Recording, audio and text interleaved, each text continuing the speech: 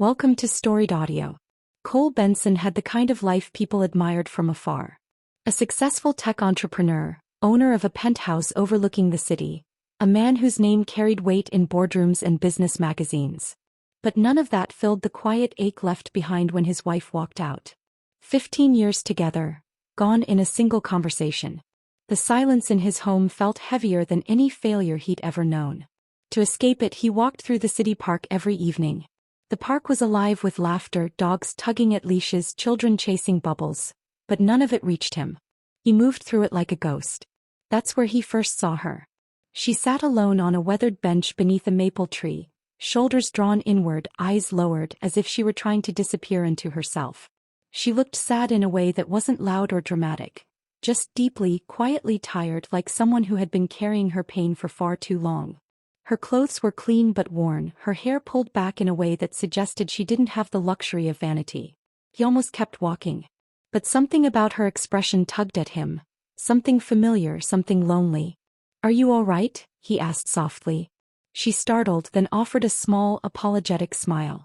"I'm okay. Just thinking." He sat at the far end of the bench, giving her space.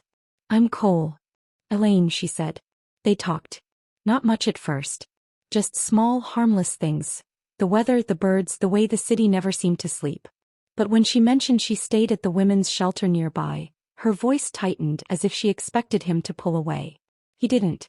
And when he admitted his wife had left him, she didn't pity him. She simply nodded as if she understood the kind of hurt that doesn't heal quickly. That became their ritual. Every day Cole brought lunch. One for him, one for her, and they'd sit on that same bench. Over time their conversations deepened. Elaine told him about the man she'd escaped from, the one who'd turned her life into a cage of fear. She'd lost her apartment, her job, her sense of safety. She'd once been a piano teacher, she said, and her eyes softened at the memory. Music had been her joy, her identity, until she'd been forced to let it go. Cole told her about the nights he still reached for someone who wasn't there, the way success felt meaningless without someone to share it with. He told her how he'd built a life so big that it swallowed him whole when it collapsed. They became friends. Real friends, the kind who listened without trying to fix each other. The kind who understood silence as much as words. One afternoon, after months of shared lunches and shared truths, he finally said it. "Elaine, would you like to go out with me? A real date." Her breath caught. She looked away. "No." "Why not?" "Because I'm not good enough for you," she whispered. "You're successful. You have a future. I'm just trying to survive." He shook his head. "You're incredible. You're strong. You're kind. I care about you more than you know." But the next day she didn't show up. Nor the next.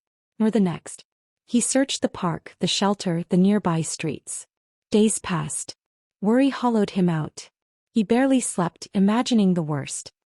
He realized then how deeply she had woven herself into his life, how her absence felt sharper than any loneliness he'd known before. Finally, he found her sitting behind the shelter, knees pulled to her chest, staring at the pavement. "Elaine," he said, breathless. She looked up and froze. The hurt in his face made her flinch. "I didn't want to drag you down," she said. "You deserve someone whole." He knelt in front of her. "Everyone is broken somehow. But you make my life better, not worse." Her eyes filled. "I'm scared." "So am I," he admitted. "But I'd rather be scared with you than safe without you." That was the moment everything changed. They started dating, slowly, gently, building trust like a fragile bridge. He never pushed. He never pretended. And little by little she let herself believe she deserved happiness. She laughed more. He smiled more. They found comfort in each other's presence, healing in each other's stories. Months later he asked her to move in with him. She hesitated, but the warmth in his voice, the steadiness in his eyes, made her say yes. The first night in his home she cried quietly, overwhelmed by the softness of the bed, the safety of the walls, the feeling of belonging somewhere again. He held her without asking questions. Living together wasn't perfect. He had nightmares. He had moments of doubt. But they learned each other's rhythms. He made her tea when she woke shaking. She left notes on his desk reminding him to eat when he worked too late. They healed in tandem, two people learning to survive around each other instead of alone. One evening he surprised her by driving to a small, empty storefront on a quiet street. "What is this?" she asked. "Your new beginning," he said. Inside, sunlight spilled across dusty floors. A piano sat in the center, restored, polished, waiting. He handed her a key. "I bought the place. But it's yours. A music store. A teaching studio. Whatever you want it to be." Her hands trembled. "Oh, I can't." "Yes, you can," he said softly. "You're meant for this." She pressed a hand to her mouth, tears slipping free. "I haven't played in years." "Then start now." She sat at the piano. Her fingers hovered, uncertain, then touched the keys. The first notes were shaky, but then her muscle memory returned, blooming like a long dormant flower. The room filled with music, soft, hopeful, alive. It was as if she were breathing again for the first time in years. He watched her, heart full. She wasn't the sad woman on the park bench anymore. She was Elaine, the musician, the teacher, the woman he loved. The store opened 2 months later. Children came for lessons. Adults wandered in to buy sheet music. Elaine greeted each person with a smile that grew more confident every day. She decorated the walls with framed sheet music, photos of her students, and a small sign that read, "Music is where broken hearts learn to beat again." Nicole. He sat in the back sometimes, pretending to read while secretly watching her shine. They fell in love not all at once but in 1,000 small moments.